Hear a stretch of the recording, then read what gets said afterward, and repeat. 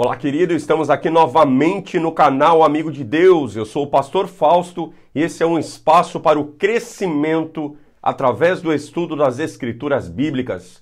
Hoje eu quero falar ao seu coração sobre um tema muito polêmico, muito comum no meio evangélico, os desviados. Eu te convido a abrir a sua Bíblia no livro de Hebreus, capítulo 6, versículo 4.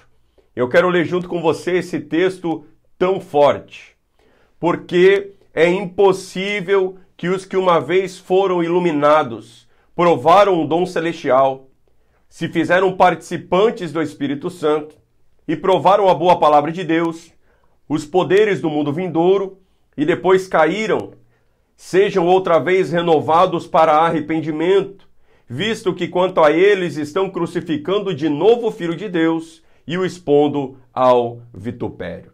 Olha que interessante, esse versículo que nós acabamos de ler, no capítulo 6, esses versículos que nós lemos, eles trazem uma palavra muito forte, uma palavra específica para aqueles que viveram a apostasia, o distanciamento de Cristo. A terminologia hoje muito usada no meio evangélico, ele se desviou. Lembrando que o desviado não é aquele que se desvia da igreja, o desviado não é aquele que se desvia do prédio ou da placa. O desviado é aquele que se desvia de Cristo, é o único tipo de desviado que existe. É óbvio que a consequência depois pode ser o afastamento da igreja, a apostasia de uma forma geral e o esfriamento em relação ao corpo de Cristo. Mas o que esse texto está dizendo é que é impossível para aquele que experimentou a palavra, o poder e a vida de Deus, a vida eterna, que ele encontre novamente um arrependimento depois da queda. Não está dizendo que é impossível que ele volte para Jesus, que é impossível que ele volte para a igreja, é impossível que ele recomece o seu ministério. O que o texto está dizendo de uma forma muito clara é que é impossível que ele encontre outra forma de arrependimento. Não existem atalhos no reino de Deus. Nós precisamos entender que Jesus, ele é o único caminho. Não há uma outra forma de Deus renovar as nossas vidas a não ser por intermédio de Jesus Cristo. Não há outra forma de nós encontrarmos arrependimento, mudança de vida e mudança de mente a não ser através de Jesus Cristo. É isso que o texto está dizendo. É impossível para aquele que já experimentou a vida eterna e o Espírito de Deus que ele caia e ele espere ser renovado de outra forma que não seja pelo próprio Jesus, pela própria presença de Deus.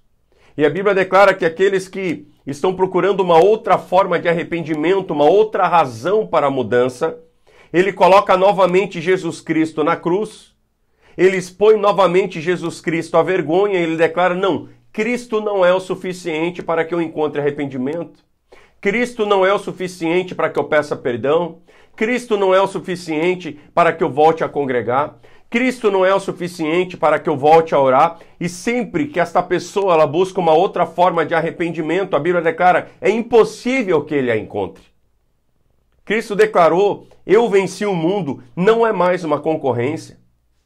Cristo ele é muito melhor do que o aplauso dos homens, do que as riquezas, do que os títulos, do que a religião. Ele já venceu todas essas coisas. É imperativo que Cristo ele permaneça como o único caminho e a única alternativa da vivência cristã.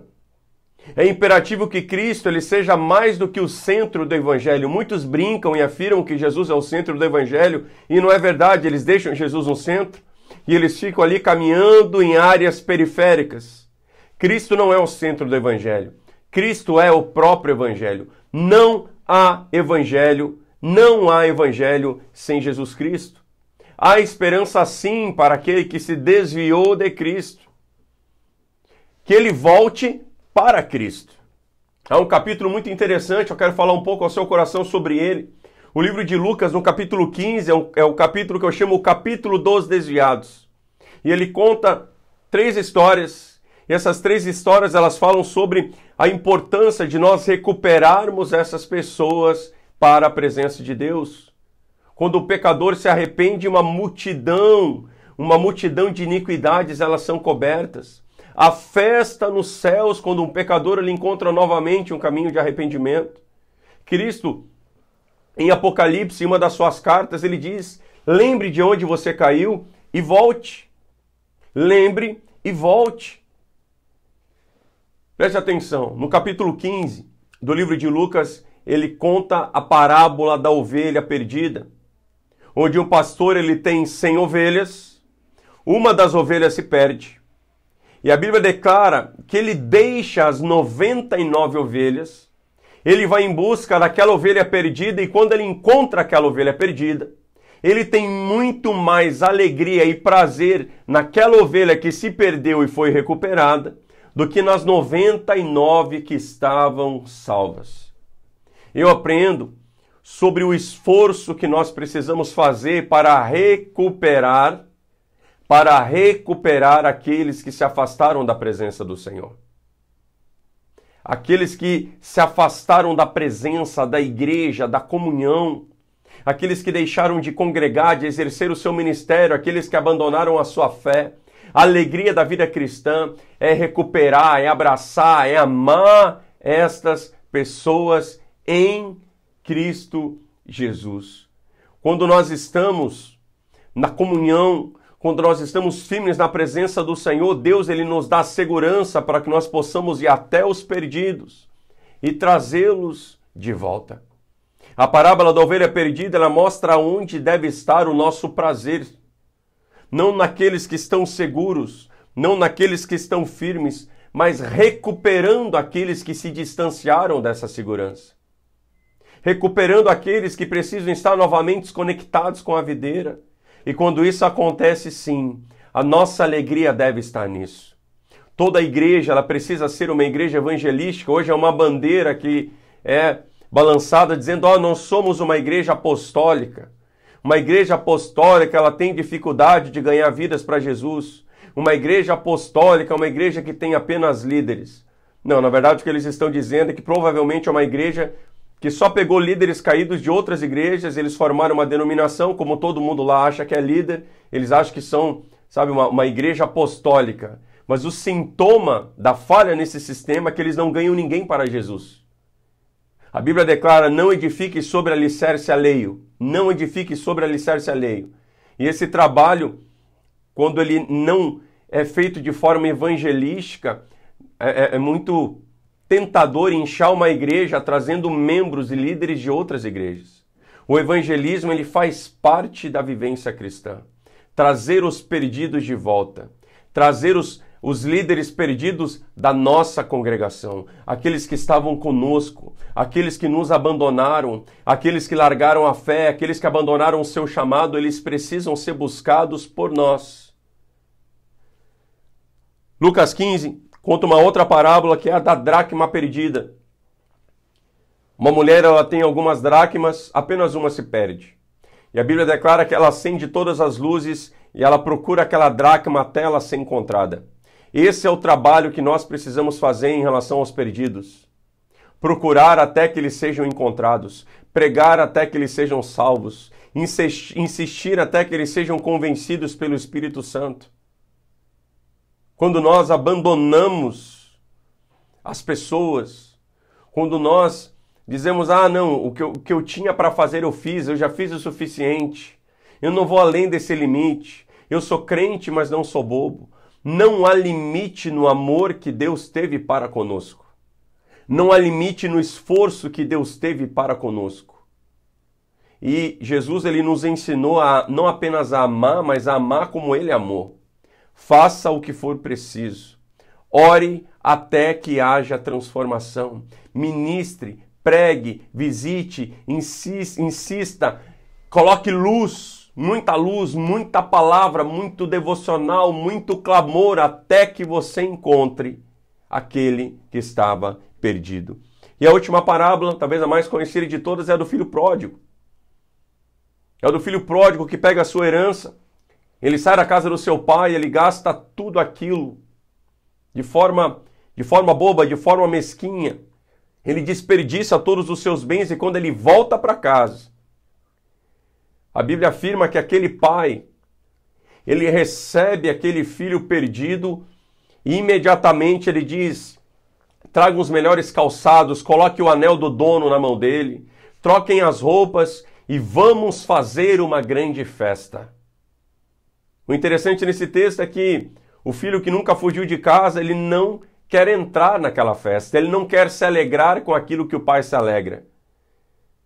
Esse texto ele nos reflete a festa que precisa ser realizada quando alguém se converte, a festa que precisa ser realizada quando alguém se arrepende, a festa que precisa ser realizada, o valor e o investimento que precisa ser feito, para que nós venhamos a nos alegrar com aquilo que Deus se alegra. Se o prazer do Senhor ele está nos perdidos, o nosso prazer também precisa estar. Paulo ele escrevia cartas, ele dizia, eu sou o seu devedor, eu te devo amor, eu te devo respeito, eu te devo compaixão, eu devo fazer por você tudo aquilo que Deus fez por mim. Assim a necessidade de nós celebrarmos e honrarmos e abençoarmos as pessoas que têm seguido na obra do Senhor. Não é fácil estar firme na casa do Senhor. Eu entendo as pessoas que retrocedem, as pessoas que desistem, as pessoas que abandonam a fé. Eu entendo aquele sentimento momentâneo que traz à pessoa aquela falsa sensação que a melhor opção é desistir. Mas eu não consigo entender alguém que não celebra quando elas voltam. Ah, voltou, agora vai ter que ficar um tempo no banco, vai ter que começar do zero. Ah, voltou, mas não vai ser como era antes. Ah, eu perdoo, mas eu não esqueço. Aprenda a honrar as pessoas que têm voltado para a presença do Senhor. Aprenda a sinalizar o quanto elas são importantes. Se é importante para Deus, é fundamental que seja importante para nós também. Nós não podemos ser aquele filho que não conseguia entrar naquela festa de salvação.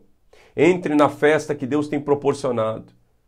Entre na festa, a alegria do Senhor, ela está.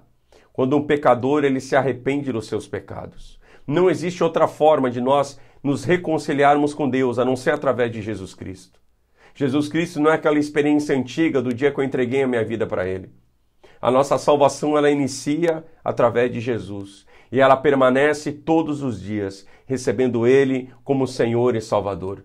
Ele não apenas me salvou há 2000 anos atrás, mas a Bíblia declara que hoje Ele está à destra de Deus, mantendo a minha salvação.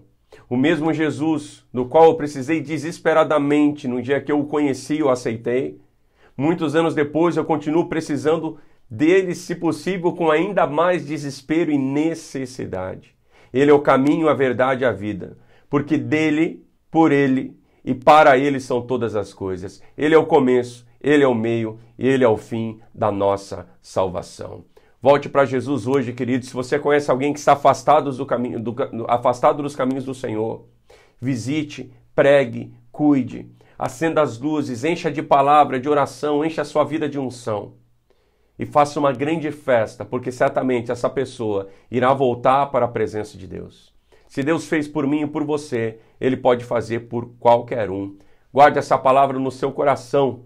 Seja alguém também utilizado por Deus para trazer as ovelhas de volta para o aprisco do nosso Senhor. Tem muito material abençoado no nosso canal. Eu te convido a fazer aí todos os nossos estudos. Deixe o seu like, o seu comentário. Se inscreva no nosso canal. Em nome de Jesus, seja você também um amigo de Deus. Deus te abençoe.